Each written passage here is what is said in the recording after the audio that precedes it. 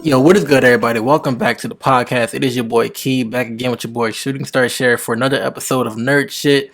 Today we're on episode 8, and no, we're not talking about Disney Plus and all of our nostalgic memories. That is going to be a later episode. I know episode 7, we kind of promised that, but it's taking some time to kind of go back and watch all of those old shows and kind of do it the way we wanted to do. So we wanted to be a pretty fun episode. So we're gonna wait until further notice to do that one. But today we're talking about some cool things. We're talking about Star Wars. You know, there's the Mandalorian. Star Wars, what is it? The Rise of Skywalker is coming out on the 20th of December, as well as Star Wars: The Fallen Order is out right now, and it's a pretty fun game, or so I hear. Also, we're gonna talk about Shooting Star Sheriff's Pokemon experience. I know in one of our episodes, I think it was 6, we kind of talked a little trash about the Pokemon for the Switch, but my boy has had some time to play the game. He's beaten it, and he's going to tell us his experience with it, whether or not our concerns were warranted, or if he actually enjoyed the game and why he enjoyed it. So that's going to be pretty cool. I'm looking forward to hearing about that because I do not own the Switch, so I have not been able to play it, but I've been very interested in hearing about it, and I kind of like avoided all of the news about it just for this episode here, so I can hear my boy talk about it. So I'm really excited about that. And then we have one more topic that I kind of saw on social media, and it was basically um, Pokemon versus Digimon, and how, and like, apparently the meme was like, let's settle this now. Digimon is better than Pokemon, and that kind of like raised the flag in my head because I was like, yo, wait, is it? Like, let's talk about this because I mean, from a story point, you can definitely make that argument from a story point, but we're gonna talk about that.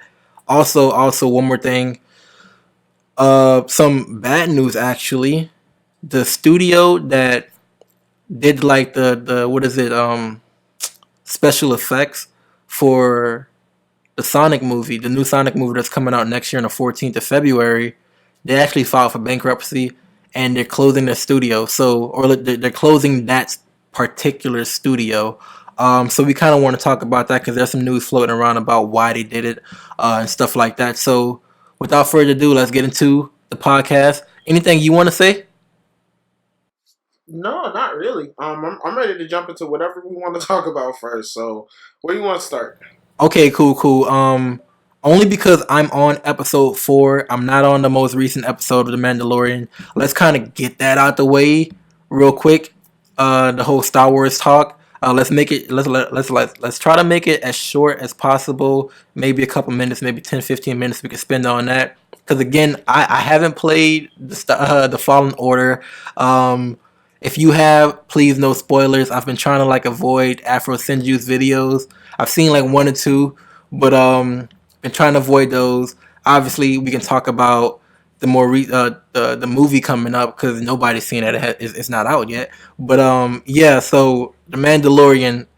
What episode are you on? I'm caught up, but I mean, let's just put it like this. Let's just give our our first impression thoughts on it, and then we can just kind of like just leave it at that.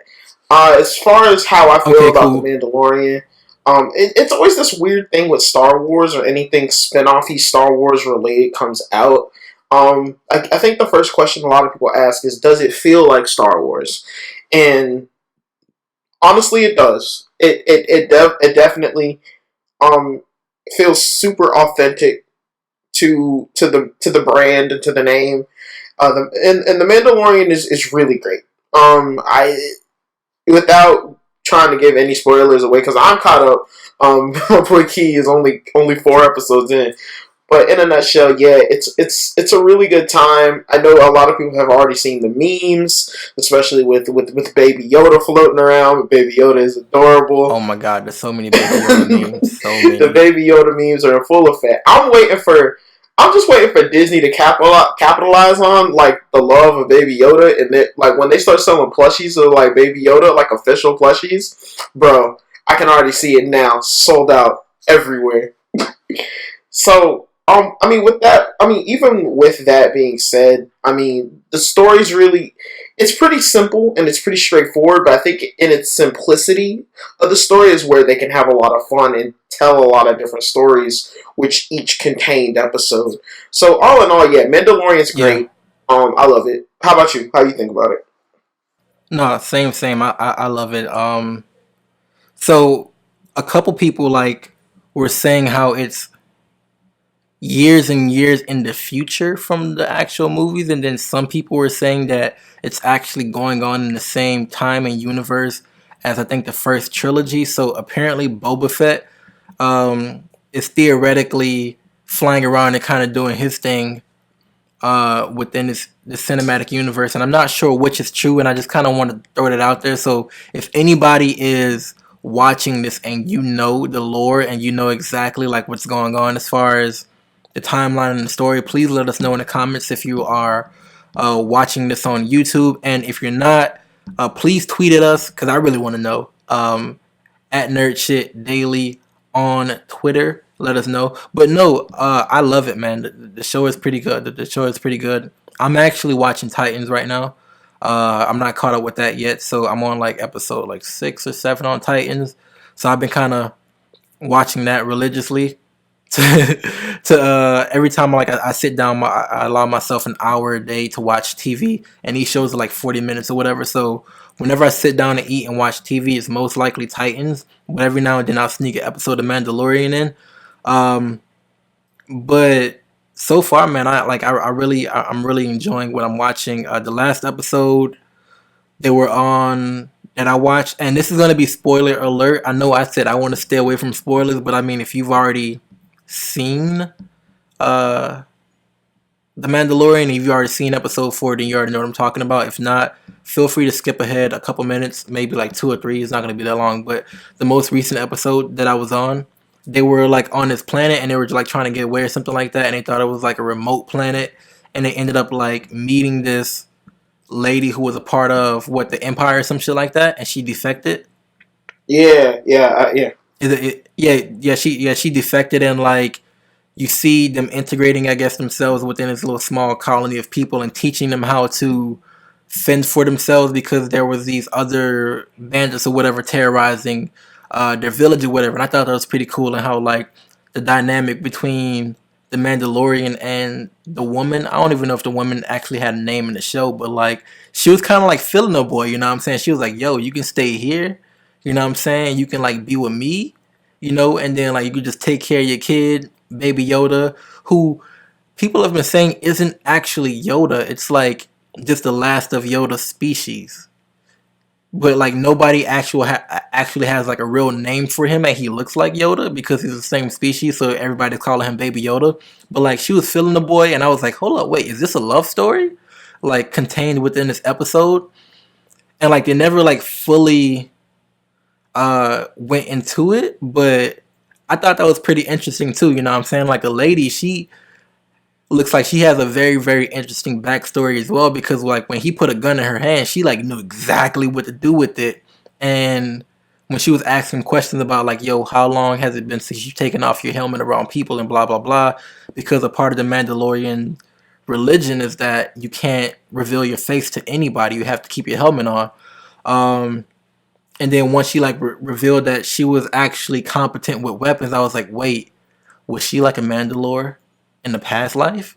And she kind of like left that life behind to take care of her family on this small planet.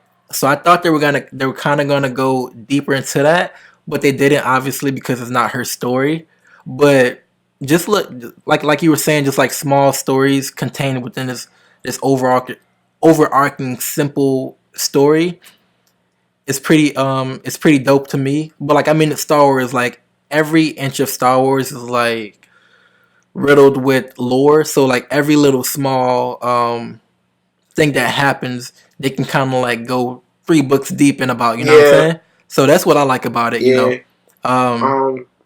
any opinion or like thoughts on what I just said as far as like that most recent episode? No, not really. I think you hit it. I think you hit the nail on the head. It's a good episode. Like I said, um, what really makes The Mandalorian great is in its simplicity of the plot. So because the plot is really simple, they can go out on they can go and be as creative as they want with pretty much each individual episode, because like every episode is like another step in the journey. You know what I mean? So like I said, The Mandalorian's great. If you guys haven't watched it, you need to find a friend with Disney Plus, or cough up like just $7 for like the next like month or two, and just cough up like $14 because it's like what, $8 a month, $7 a month, and just watch it for the next 2 months. Just do it like Nike. Just go. Yeah, just do it for the next 2 months. It's definitely worth it. Actually, there's like a 2-week trial or some shit like that. Yeah, do that. Do the 2-week trial. Do the 2-week trial. Binge all of The Mandalorian. Because I think there's only going to be 2 more episodes left. I think it's only going to be an 8-episode series. So if you get it, if you get the 2-week trial now, if that is a thing, please let us know in the comment section or tweet at us or whatever. It's like a 7-day or 2-week trial, something like that, 7 to 14 or something days. Like that. Anyway, you get a trial. You get to use it for free for a certain period of time. Just binge it. And you can binge The Mandalorian. Just binge it. And you're going to thank yourself and us for it. Other than that, Mandalorian is great. But Star Wars is really on... I guess we could segue into Star Wars as a whole. Because Star Wars is just... Yo, real quick before you go on. So, there's this YouTuber I watch, Young Yea. And I get the updates and everything when he posts his videos. Where I'm going with this is, I said nobody has seen Star Wars yet, which I was completely wrong. The movie Rise of Skywalker. Oh my god, Star Wars fans are gonna fucking crucify me. Starwalker. I'm getting Star Killer and Skywalker confused. Anyway, the title of his video says, and it just popped up on my phone, I just saw it. Where is it? Reviews of Rise of Skywalker are heartbreaking. So, I mean, if you want to give your opinion on that, you can. But I want to like kind of give my brief opinion on it, on just his title, because when it comes to Star Wars, man, like it's such a beloved series, and it's so old, and like people like, I mean, I guess you can chalk it up to nostalgia, whatever it is, or whatever. But like, people love the series, so anything new with anything, people like you gotta go for like an 11 out of 10. You can't even go for a 10 out of 10 to appease people. You know what I'm saying? As far as like everybody loving it, you gotta go for like an 11 out of 10. Like you gotta go for a 20 out of 10. You know what I'm saying? So, I mean, I'm taking that title with a grain of salt because I don't think he saw the movie yet either, and he hasn't given his opinions on it. But like that just says people just don't like the movie, and it's not a good movie. But I'm hoping that it's like kind of people who you can't please either way. Like, what do you think? All right, so this is what I'm gonna say this on it because I have read one article about Rise of Skywalker, and I'm letting you guys know just in case this podcast comes out after the movie comes out. But at the time of the recording, the movie can I break the fourth wall real quick? Yeah. Okay, let's break the fourth wall. Okay, today is December 18th. The movie comes out on the 20th. So, just letting you know, all of our thoughts about this right now is before the movie comes out, okay? I just had to, just to break the fourth wall, because, you know, you'll have people who will see this after the movie. Anyway. Anyway. Oh, actually, you know what? I honestly didn't even realize what today was as far as the date, and I was going to put this podcast out in the next couple of days, so it's definitely going to be out after the movie comes out, unless we get to editing as soon as this is done, and you can get me your file over as quick as possible. Then I'll try to get it out tomorrow. But if not, then this video is probably going up Sunday. Okay. But anyway, besides, and this is all I'm gonna say about this, and then I'm gonna leave it alone because there were some celebrities that went to go see it like a few days ahead of time. So they got like special screening, and they tweeted out their non-spoiler thoughts about the movie. And I heard the complete opposite. I heard that it's definitely a great movie to really end off that arc of Star Wars, the whole Skywalker arc of Star Wars. A lot of people said it's a really good conclusion to a very long running arc in the series. That's from, and I was just over glancing just a few of those tweets that was in the article, but that's what I've heard from a few of the tweets. So from what I've read in those tweets, it seems like it's going to be good. I know the fan base was very split on the last movie. So if what the tweets are saying are true, hopefully everybody is in for a treat, and this movie will definitely satisfy fans new and old. But you can't please everybody. That's just a given with anything. So I mean, it is what it is. But that's all I'm gonna say about it. That's just from what I read. I'm definitely gonna go see the movie twice. I don't know if I'm gonna go see it on opening day. I'm definitely gonna go see it with my mom because my mom will be in town for the holidays, and then I'm gonna go see it with my friend. I'm gonna go see it with my friend. I think maybe that opening weekend or something. So I'm gonna see the movie twice regardless. So I'll be able to give my thoughts when we get to that point. But that's Yeah, maybe we'll do a follow up podcast and we'll talk about our thoughts of the movie after the fact. Maybe we can like kind of incorporate that into our next podcast or like one of our future podcasts because I definitely want to talk about the Witcher series. The Witcher is also being released on Netflix on I think the same day on the 20th. So if you are a fan or familiar with the Witcher series, it's a series of video games. There are 3 video games so far, Witcher 1, 2, and 3. And then also it's a series of books as well. So it's rich with lore. It's very interesting. Netflix says they want it to be their version of Game of Thrones, and I definitely see it. So maybe we can put our thoughts on Rise of Skywalker, not Star Walker, and The Witcher into one episode. So I'm looking forward to both of those. But like you were saying, I think Star Wars is definitely the movie is definitely going to be pretty good from just what I've like seen as far as the trailers and stuff like that. It looks very interesting. Definitely piqued my interest. So looking forward to that. Your thoughts? So you were telling me before we actually got on the podcast that you bought Fallen Order. Now, have you had time to play it? I've had 2 hours with the game. I've had all the 2 hours. I've had all the 2 hours for the game because spoiler alert.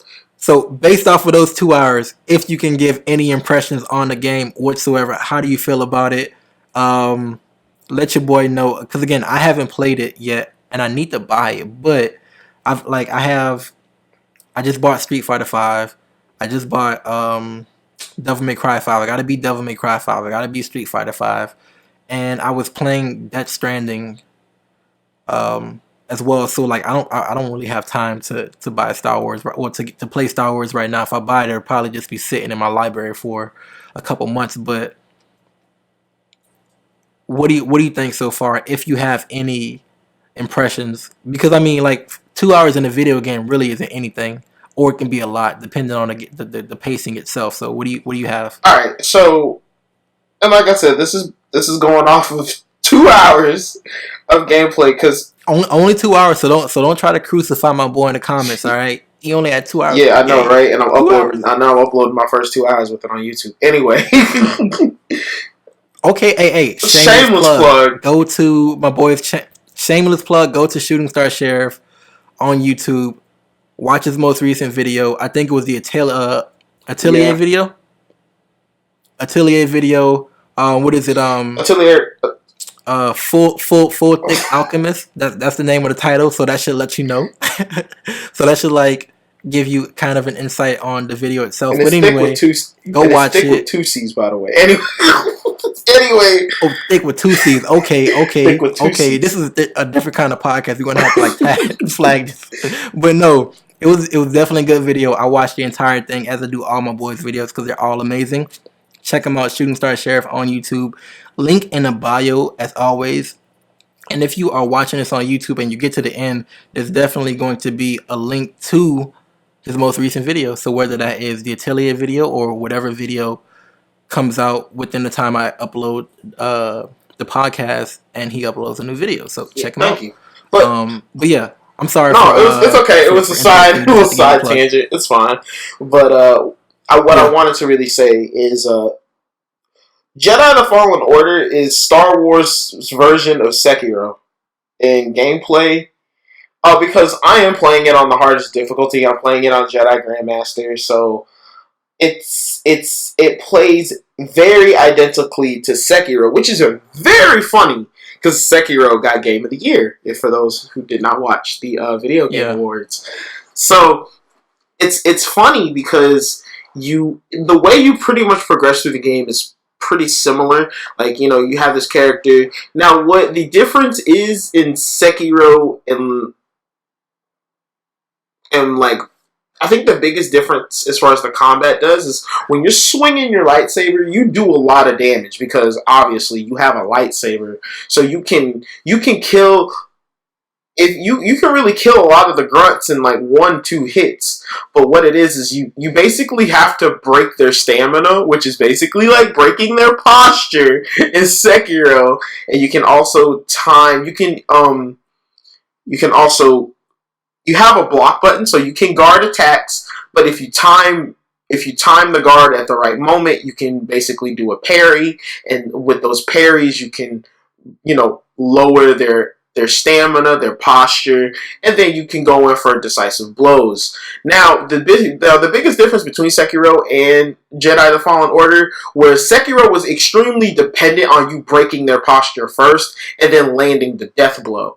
Whereas this game, they still have a health bar, so even if you don't break their stamina or posture, whatever, you can still kill them just by swinging. But when you play on Jedi Grandmaster mode, for those of you who know, you can't go in swinging because characters can't dodge. The enemy AI is way more aggressive, so you have to definitely be taking advantage of your blocks, of your parries. But it's really nice. I mean, it's cool. You can use the Force too. You can push things. I can do the slow power right now, so you can like slow enemies down or something, like time stop them, which is really cool because it reminds me of like Beautiful Joe for some odd reason when you can freeze the whole, like, you can freeze an enemy and then you can just like beat up on them. But it's really cool. It's really cool. It's got hard Sekiro vibes on it though. But that's not a bad thing considering Sekiro is an amazing game. That's not a bad thing. And honestly, it's kind of funny because before this game came out, I really wasn't paying a lot of attention into it because I was like, oh god, it's another Star Wars game published by EA. Because we all know the rap EA gets. But this game has actually very pleasantly surprised me by how good it is as far as the story, being like a young Jedi that had a Padawan, and you're just kind of like, you're trying to just get by, and then then fate intervenes and the Empire intervenes, and then you have to try and figure out what you want to do with your life as a person, but then you're also trying to fight against the Empire. That's kind of the story in a nutshell without giving too many spoilers away. But yeah, I'm enjoying the hell out of it. It's hard, but I'm enjoying the hell out of it.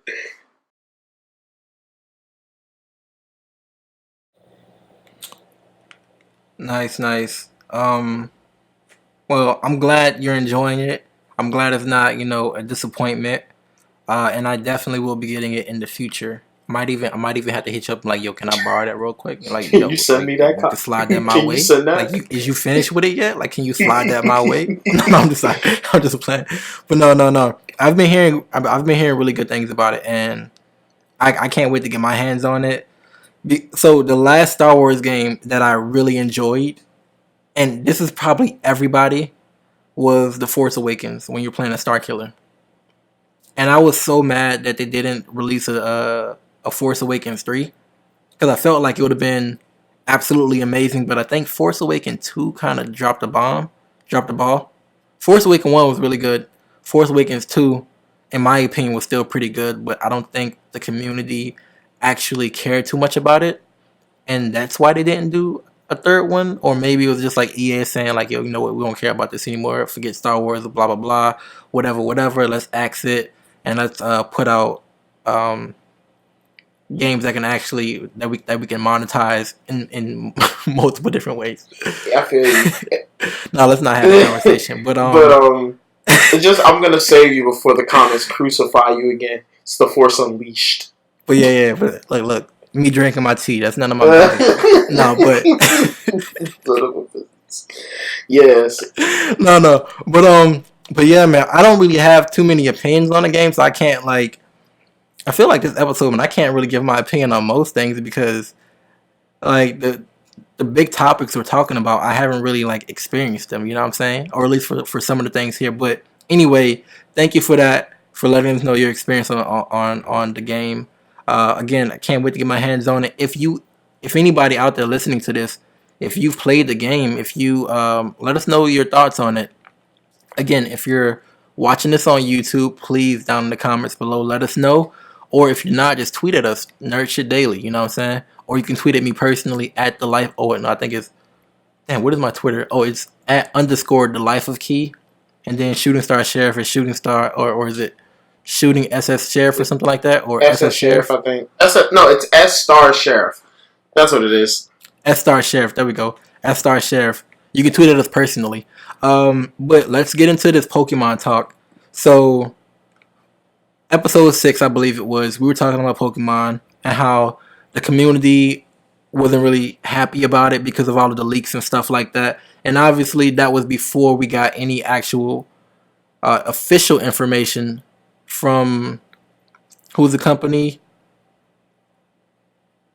Game Freak. Before we got any official confirmation from Game Freak, and before the game actually even came out, we had our thoughts about it.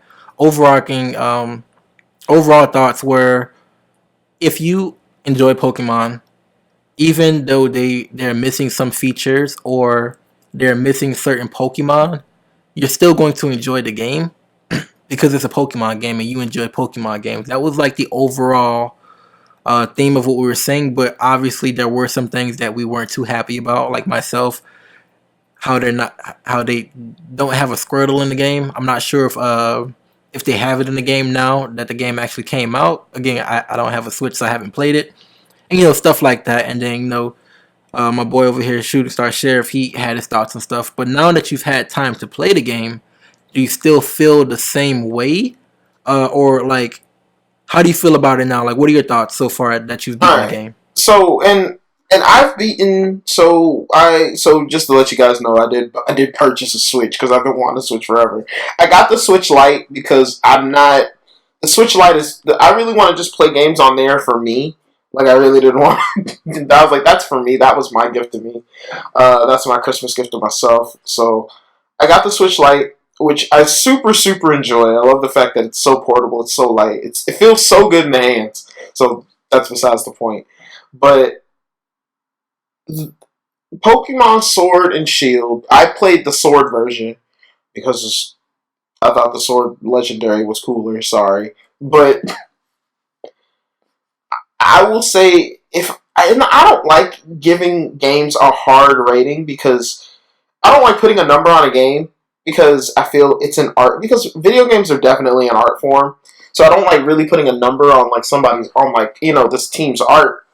But because Pokemon games have been such a long running thing, I will definitely say for Pokemon's first fully fledged console debut, the things that they do right feel really good, and they definitely feel like it's gonna build up to have these features return, and then they're just gonna be way more robust and just better. But the things that feel like they've been around, the things that feel like that have been around and it feels like it's almost like a staple really starts to show its age now. So I feel like Game Freak now, they're gonna have to start breaking the mold now with the next title. So what do I mean by that? Basically, I would say inconsistent is the best word. there are times where the game is great. There are times where I just feel like I'm clicking through dialogue, and I know I'm a 20-year old something playing a game intended for like 10-year-old, 10 like 10, 12-year olds. Okay, so like I get that, but I think there's a lot of things that, because the Switch has very powerful hardware. Like, it's not operating on PS4 levels, but we've seen gameplay of Zelda Breath of the Wild, which a lot people use Breath of the Wild as basically as the bar for how great games can look on the Switch. And Breath of the Wild is a great game. Breath of the Wild, Xenoblade Chronicles 2. I was about to say Xenoverse. Xenoblade Chronicles 2. Those are probably some of the two top. Those are like the two games that really stood out to me that I was like, okay, I need to buy a Switch. For those. Now, the things that feel like they're getting dated is the fact that no one talks in Pokemon.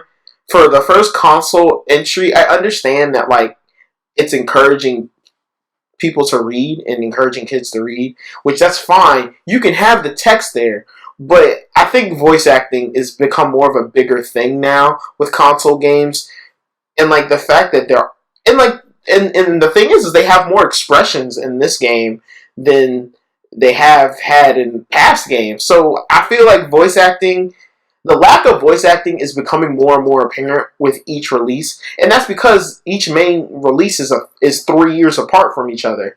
So every 3 years we get a new mainline game. So when the next Pokemon game comes out, I'll be like 30. So I'll be old anyway. But I think stuff like that is starting to really show its age, because now I'm just like, okay, I gotta read. It's not like I don't mind reading, but it's just like when you hear characters' voices and stuff like that, and you can hear like the emotions that they're in, you get drawn more into the experience. If anything, it makes the game more immersive. So I feel like just for the sake of it's a Pokemon game, nobody speaks, no one really talks in it. I think it's getting a little dated. The things that they do really well, however, is the wild area. The wild area is the best part of the game. That's the part where you can camp and you can cook, and Pokemon just pop up in the wild, and you can like run up to them. You can like fight stronger Pokemon in your team. You can find a whole bunch of it's like it really takes that aspect from Pokemon from the Pokemon Let's Go games, and then they just integrated it more. But now there's more of this open area that you can like train and battle in. And I think that part of the game is great. And that's also where you can do the raids where like you have 4 trainers that take on one giant Pokemon, and you guys all try and take it down together. They kind of taken that idea from the Pokemon Go mobile game, and they integrated it here, and it's actually a lot of fun. I've had a lot of fun with the raids. The raids are really good. I can see raids coming back for future Pokemon installments too, and I've done some online raids too. So the raids in the wild area are by far the best features of the game. Even though they did, yes, take out a lot of the Pokemon, it really hasn't been bothering me a lot too much, because they added like 90 new Pokemon for like specific to the region. So there's a lot of the Pokemon from this generation are really good, and their designs are really good. They did a lot of really great designs for the region. And then like the story, I think the story was non-existent till the very end. I thought I was clicking through just getting badges for the most part. I wasn't really too much amused by the actual story till like the last hour in. So that is what it is. You can take it or leave it for what you want. I think the character developments for certain characters are really good. Your rival Hop, and then Sonia, which is like she's like the professor's granddaughter. Those were really good stories. Those were probably really pretty well handled characters. But I think all in all, the game is okay. I think it's okay at best. There are definitely some moments in the game where I'm just like, okay, textures probably could have been better here. I think everybody knows what I'm talking about when I say the textures could have been better in a few places. But I mean, as a first solo outing, it's a Pokemon game. It's fine. But as for as for it being on the console and seeing what the console can offer, I'm not gonna lie, it's one of those ones where you're like, if you're not a big Pokemon fan, I say just wait until you either really want to play it or you really want to get it, or because Game Freak might do this, they'll release the enhanced version in like a year, and then that'll have all the updates, and they probably will add more features and add more Pokemon to it. So honestly, my personal opinion, if you're on the fence, I would say wait. If you're a diehard fan, get it, play it, you'll still love it. That was a Nice, nice. So do you think um the concerns before the game came out were warranted? And like, as far as like the whole, what is it, Pokebank and stuff like that, and certain Pokemons being omitted from the game, like I, like I said, do you think those are justified with what we got here, or I, what do you think? okay, and this is my personal opinion. For No, it's not his personal opinion. This is fact. You know what I'm saying? Like, don't fact check us. By the way, don't do that. Just listen to what we're saying. This is all fact. No personal opinion here. We are 100% right. triggers everyone in the comment section, but okay. So the biggest concerns was the dex was cut in half for higher animations and higher quality Pokemon.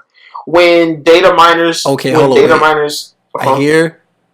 Like, I'm sorry. Like, I hear like you, like I hear a rant coming. Is that what's no, coming? I mean maybe half. It's like a half rant. It's a half rant, okay? So the first concern was the Pokedex was cut because they had higher quality animations and they were updating textures and stuff. When I'm sorry, the textures in certain I'm not saying the entire game, but textures in certain areas look like crap. Textures don't look great.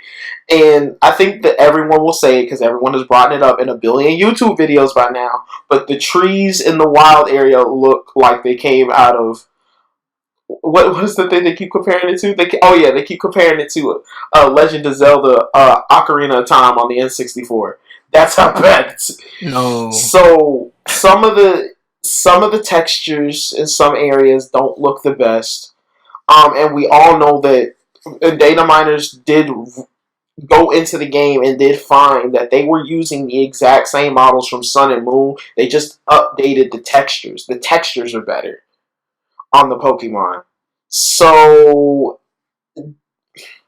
I mean, having the wild area is cool, and having the wild area is definitely a thing I want to see in more Pokemon games. Does it warrant so many Pokemon being gone? And I'll be honest.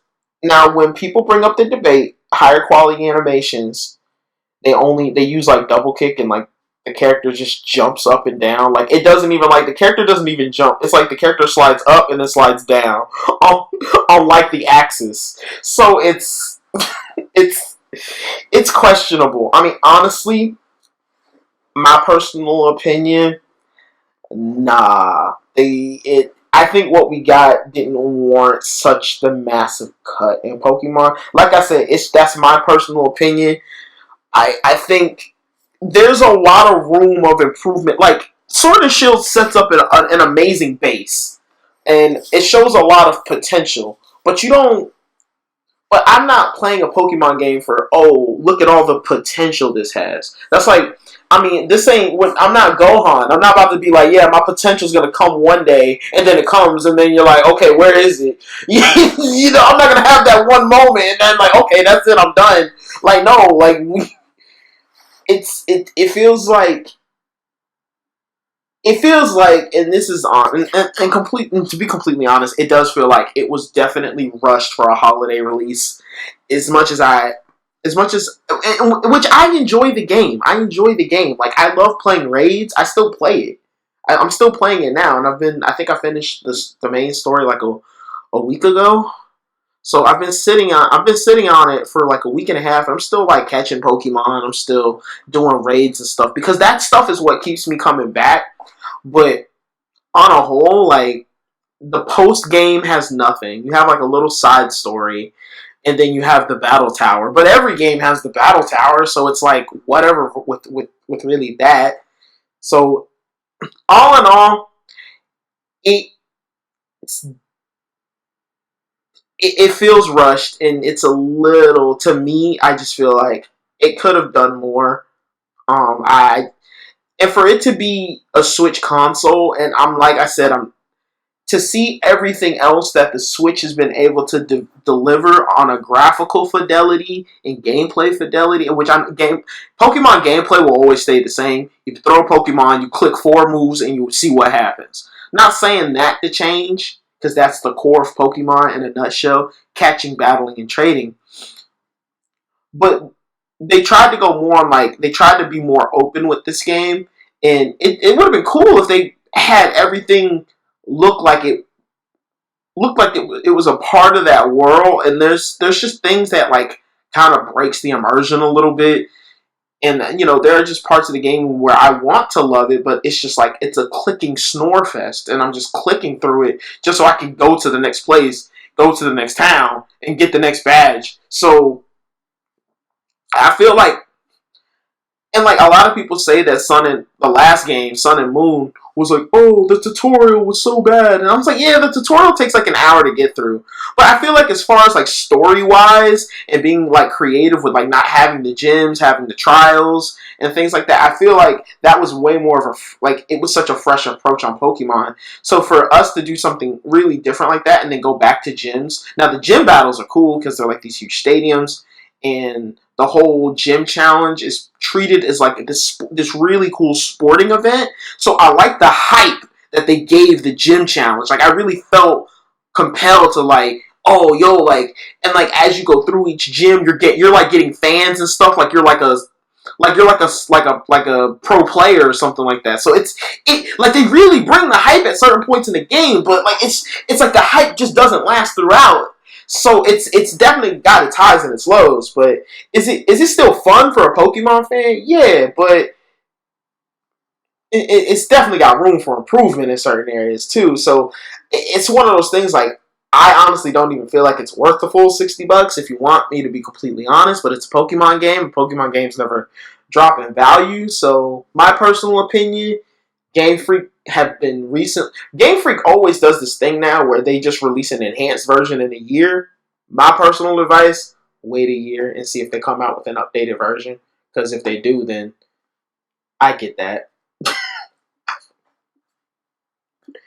I don't know what else. That's pretty much my idea in a nutshell. But does it warrant all the changes? I'm gonna say no. I'm gonna say no. Okay. So you heard it here. Don't play that shit. No, I'm playing. Don't. I feel like I'm not saying don't play it. If you really, really, really want to play it, buy it. Just get it, because you'll know you'll enjoy it if you love Pokemon. If you're on the fence, however, like let's say if this was the game was the reason you bought the Switch, play something else. Wait a year. Play Let's Go Pikachu and Eevee or something. Play I would say, Breath of the Wild, Astral Chain. There's other really great entries on the Switch. I feel like Game Freak had a really hard time transitioning from them just being specifically a mobile game, not mobile game, but specifically on handheld consoles, and then moving over to the Switch. Uh, I don't think they really took full advantage of what the Switch could offer when we see what they can offer on other titles. So I think if they do another updated version, they can take more advantage of all that, and I think we can get a more seamless, more cleaner experience of the game. I feel like Sword and Shield was definitely rough around the edges. Now, is it great? Is it still fun? Yes, but it's definitely rough around the edges. That's all I'm saying. Yeah. No, and I think that's what our general consensus was when we first talked about it. Is like if you love Pokemon and if you like Pokemon games, then you're not gonna have any issues with this as far as like enjoying it. Maybe just like use some of the small things or little things within the game itself, um, make you like, okay, cool. They could have definitely did a lot better than this. Like this isn't up to par to what I was expecting, but you still enjoyed the game. But as far as being $60, I thought it was 50. I didn't think it I was thought it was. 60. I definitely wouldn't pay no I 60 think for it it. was 60. I think it was 60 or 50. It's one of the, but You know, still maybe though. $49.99. That extra $10 just like adds a level of I don't want to do this to it. I mean, even if it is, But no, no, no, no. Overall, I would like okay. I haven't played the game, but I would say, I mean, like you were saying, probably just wait if you haven't bought the game already, and wait till the price goes down because for what they're offering right now, maybe isn't worth it to spend the $60 for it. So, I mean, and at the end of the day, it's your money. Do whatever you want with your money. You can buy both copies for $120 if you want to because you got it like that and you balling and nobody can tell you what to do with your money. These are just our opinions. Um, but yeah, um, let's move into. And this is a long debate, man. I don't think we have that much time. Hold on, real quick. Let me check. Okay, cool. Yeah, we don't have that much time. We gotta hop off here within like the next 20 minutes. So let's try not to make this too long. But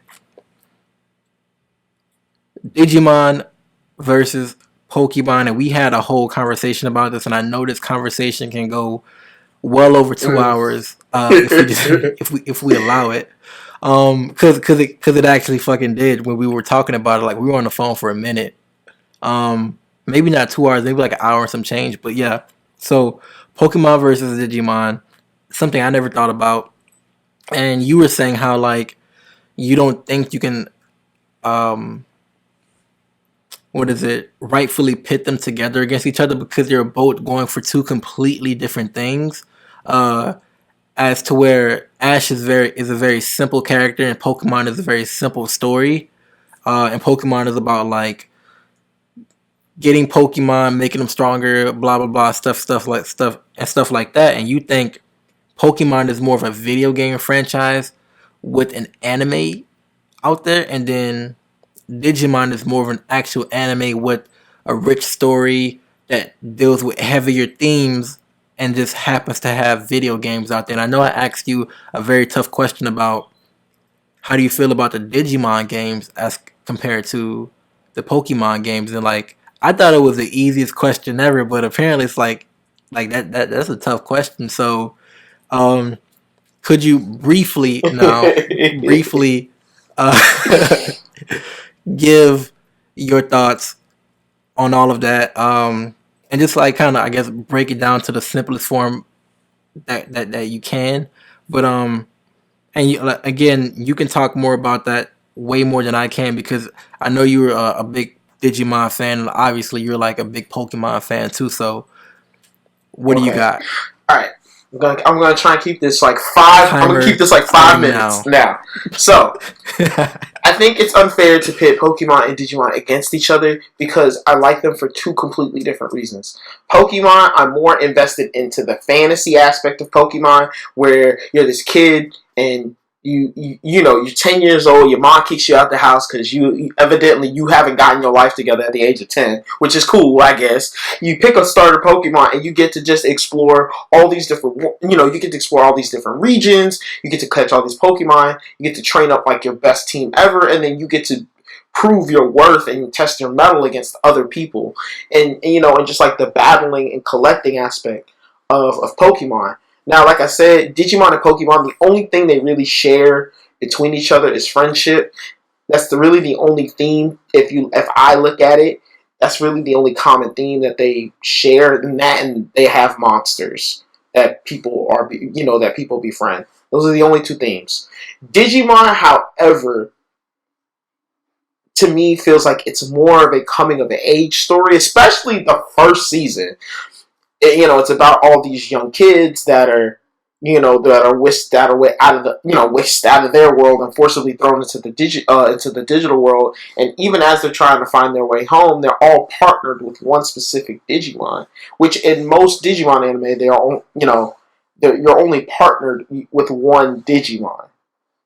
and that one partner for like it's always like a weird like random. It's always like this weird like fate encounter. Like every Digimon is specifically matched up with a specific tamer for a reason.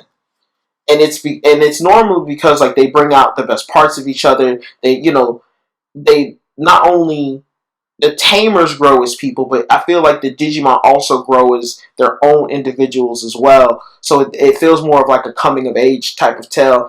And Digimon deals with harsher, like I just feel like the themes that Digimon deals with is just a lot more mature and more adult.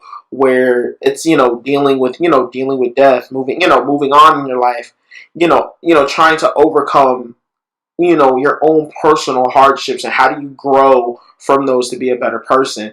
Like I think Digimon handles and tackles those themes as far as the anime goes.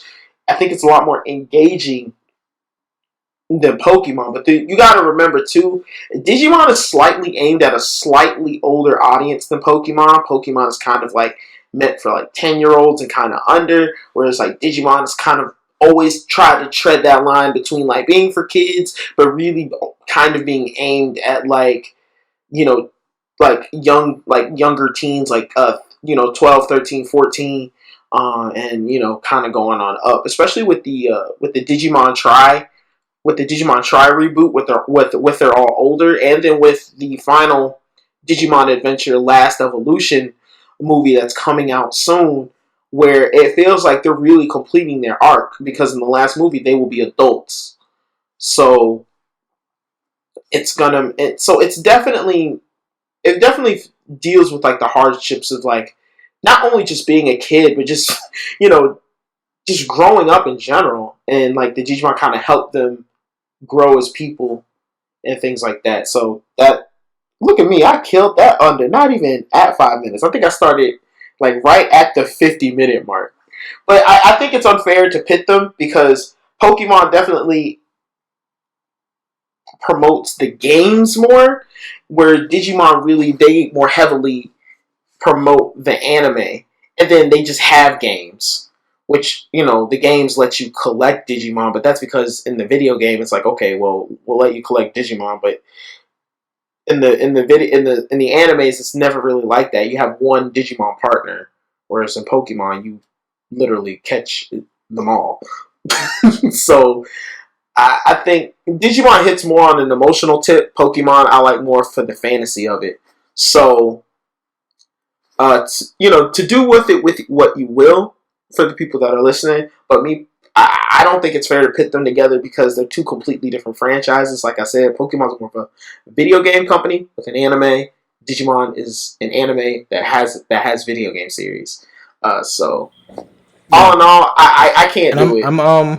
I can't say which one I like yeah, more. I think because I'm older, I would say Digimon because yeah, Digimon to me would appease to the more emotional and the more the themes of it suit my taste now. If I was 10, I'd tell you Pokemon all day. So that's how I feel about it. End of story. yeah. I'm kind of right there with you as far as like them, both of them, like doing different things, and it's easy to like kind of try to put them head to head because they both have like mon and they're both like monster pet type uh genres or whatever, like whatever you want to call that genre. I'm pretty sure there's an actual genre out there for it, like name for it, but I don't really know it. But yeah, like so they're similar in there's human people befriending these, I guess you want to call them like beast or whatever you want to call them, right? But they're different in how they tackle their story and then what they do with that story. So yeah, and I would say Digimon for me personally too would probably be a favorite over the two. If you just like somebody put a gun to your head and you say, "Yo, Pokemon and Digimon, like, what you gonna do?" And again, just because of the story, I love stories, so I'm like a sucker for that. And that's just my personal opinion, without like going too deep into it. But I mean, Pokemon is Pokemon. Everybody loves Pokemon. Um, I mean, like, it is what it is. You know what I'm saying?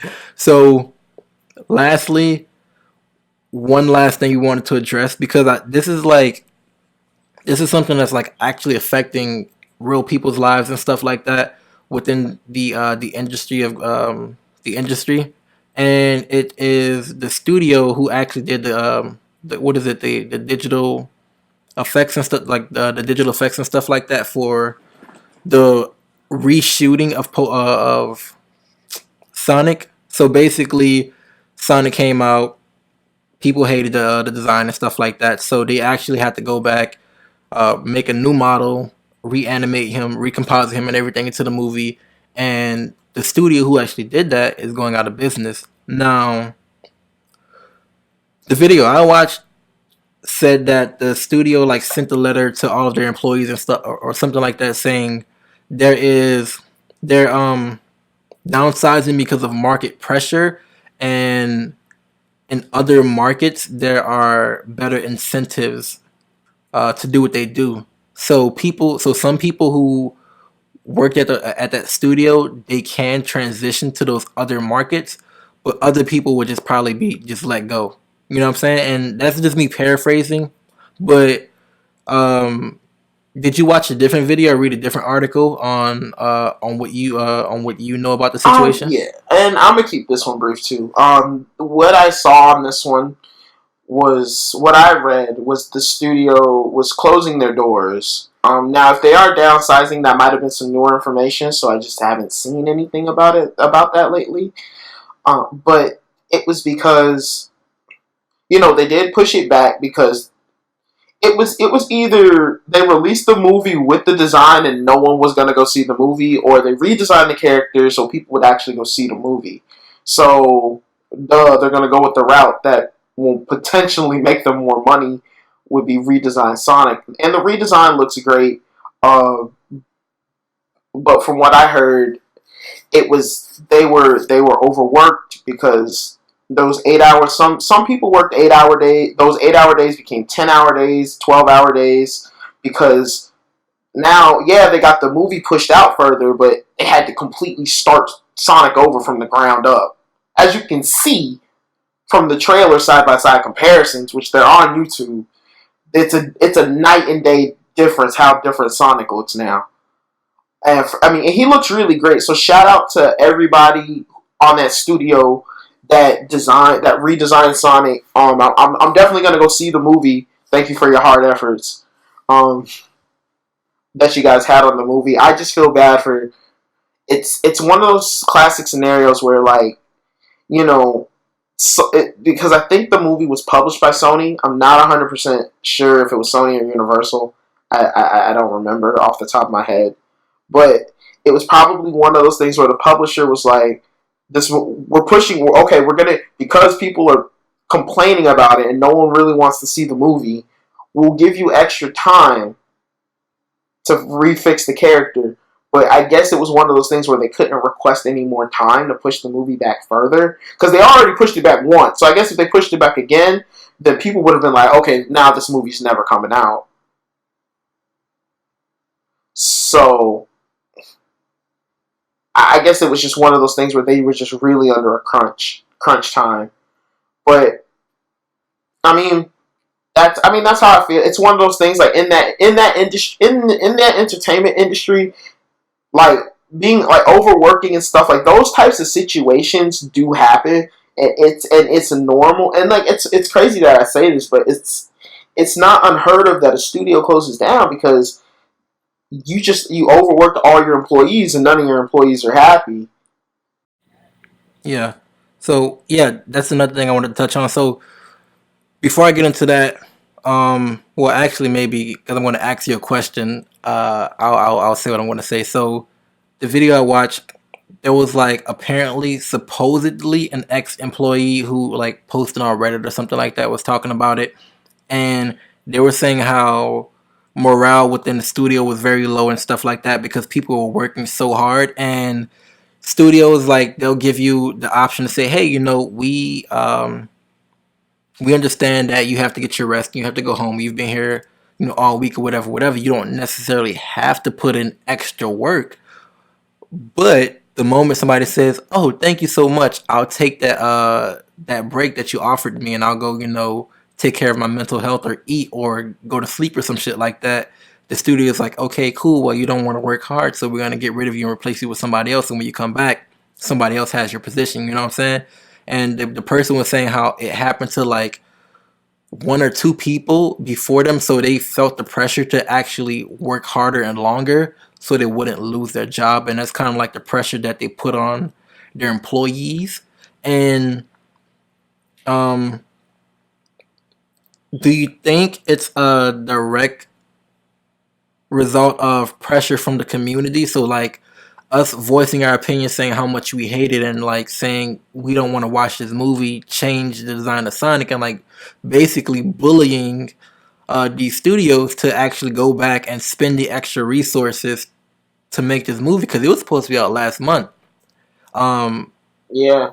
do you think it's like a direct? Well, obviously it is like a direct result of that happening, but I mean like I don't want to say toxicity within the nerd community, but like I'm Yeah, going, I don't. like you get where I I'm see going, where you're right? going, and Yeah, so like basically us as consumers or fans or something like that, forcing them to do this, which in result like are fucking over some people's lives. You know what I'm saying? okay, and and I'm gonna keep this brief. I'm gonna keep this as brief as I possibly can. Okay, so okay, I'm gonna let you go. We can get into this again. Like I said, all of these topics that we talked about today, we can go in depth like 2 hours each on each and every topic. But after, just to like kind of set ourselves, just to like give ourselves an out. After you say your piece, then we're gonna wrap everything up. Okay, Cool, cool. cool. So, okay, so this is how I feel about it in a nutshell. Yes, I kind of feel half and half on this because I do feel bad that those artists, those team of super creative people, which they went the extra mile because if they didn't care, they could have just kept the old design and said, "Yo, this movie's coming out in November. Watch it or not watch it." But the fact that they cared so much that people they legitimate like people were legitimately not seeing the movie. I'm not gonna lie here and say I wasn't gonna see the movie. Like I'm gonna be honest, and it was really cool to see that influence did happen. Now it's kind of half and half because even before we even saw the official design, the official designer of Sonic the Hedgehog said that the design is bad. So there were warning signs before we even saw the first design.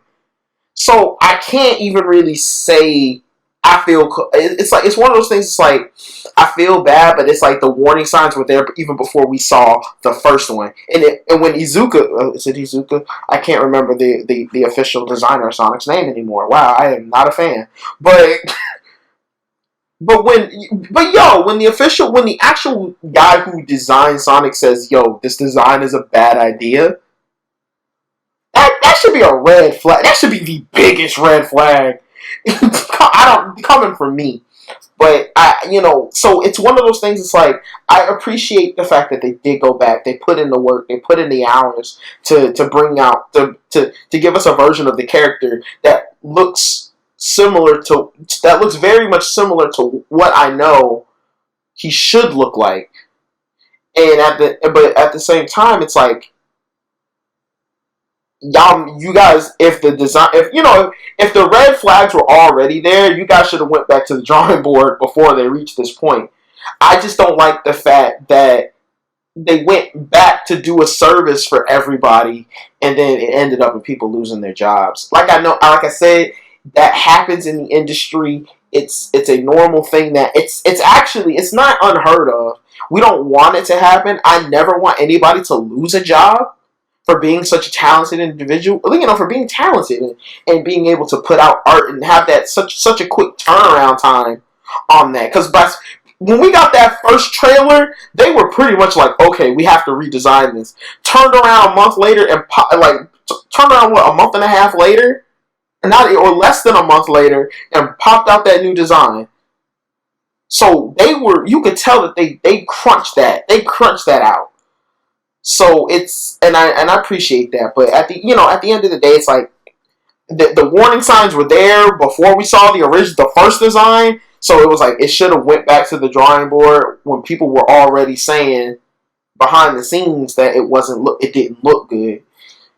But I don't like anybody losing a job. So I mean, I'm like I said, I like the design. I want to see the movie now. With all the extra effort put in, just to show the support to the people who worked on the movie, and hopefully those people will find another job, and they'll get their lives back on track. But that's my piece. I think it's a little bit of both. I mean, yeah, we did influence it by speaking out so strongly about it, but at the same time, it's like, did it really have to reach there when other people were already saying beforehand the design was that bad? Yeah, no, I get where you're coming So from. Yeah, definitely. that's my thought on a nutshell. Will I see the movie? Yes, I will go see the movie.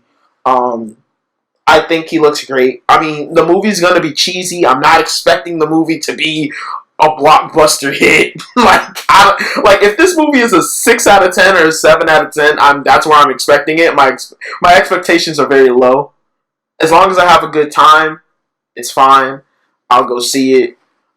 But I mean, if anybody who worked on the movie was in part of the redesign here, I don't know if they see this or hear this. Thank you for all your hard work. I know you probably had to put up with a lot of crap, but thank you. Yeah. Same. Thank you, thank you. Again, like you were saying, for putting up with all of that crap. And I mean, it just sucks when you hear about studios closing, especially a studio like this who worked on like The Life of Pi and other movies and stuff like that. They have a really nice catalog of things that they've worked on, and a very talented studio. And obviously, all of the information isn't out about what exactly happened, but it still sucks when like you said, talented people um, are at risk of losing their jobs or lose their job. But anyway, this has been your boy Key with Shooting Star Sheriff on episode 8 of Nerd Shit. Again, thank you so much for sticking with us through this very, very long podcast. I think this is a really, really long podcast. Thank you so much for sticking with us. Catch you all on the next episode of Nerd Shit, and we out. Peace. Later.